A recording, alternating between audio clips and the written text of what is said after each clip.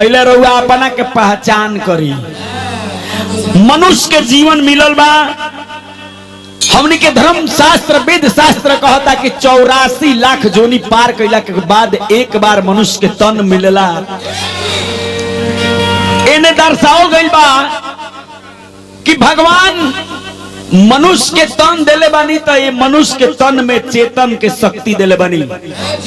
जैसे कंप्यूटर में एगो मेमोरी बावे, सारा चीज मेमोरी में लोड हो जाता, वही तरह हमनी के मनुष्य के तन में एगो मस्तिष्क में एगो मेमोरी देले बानी, जौना मेमोरी में सब चीज सोचे के, समझे के, चेते के, देखे के, अनेकों प्रकार के जौने मन में ढाले तौने रउआ बन जाए। अपने के पहचाने, अपने के पहचाने जीरौरा के रौरा, अपने के पहचाने हे रौरा, अपने के पहचाने।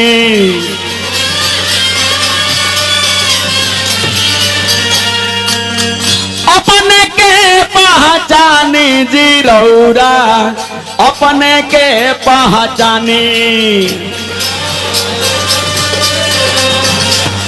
रौरा, अपने के पहचाने।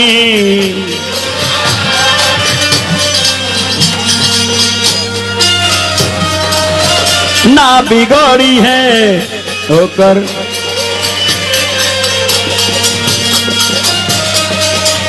डबल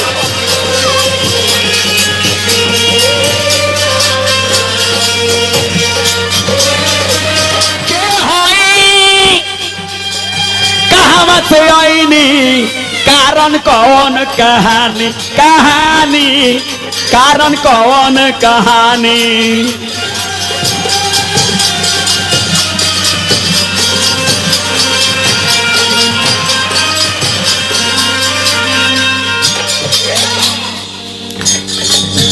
का करे आईनी हवा में,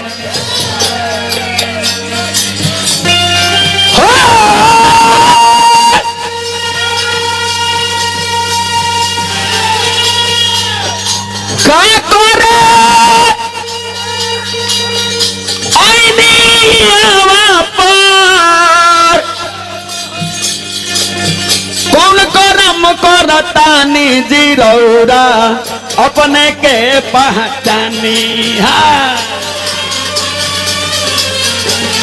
रौरा, अपने के पहचानी।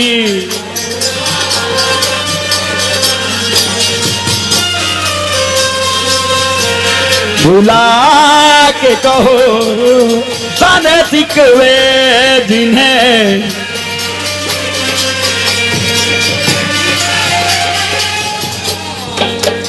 तनी सा आओ देखिए हमरा भैया ए छठ पूजा समिति के माध्यम से भैया पुरस्कार देनी, भगवान से शुभ करना खातिर प्रार्थना, दिन दुगुना रात चौगुना खातिर प्रार्थना रहे।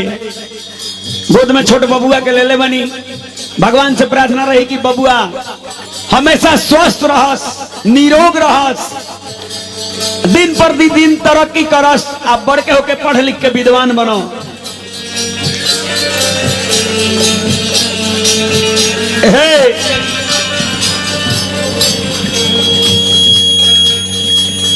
सुरदुलर्भ मां नुसतन पाके, जानकारी मन मानी जीरौरा, जानकारी मन मानी।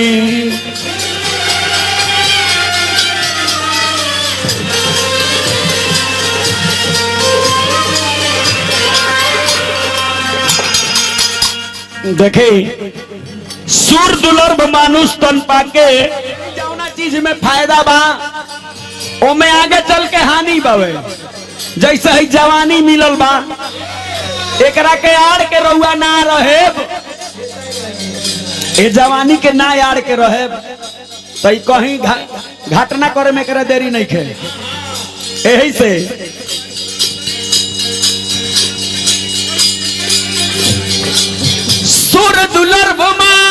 नुस्तन पाके मत करी मन मानी है रौरा मत करी मन मानी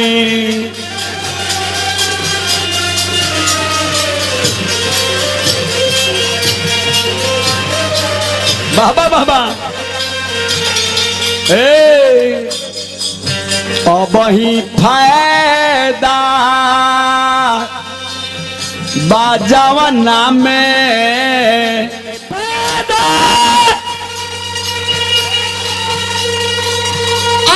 बाजाना में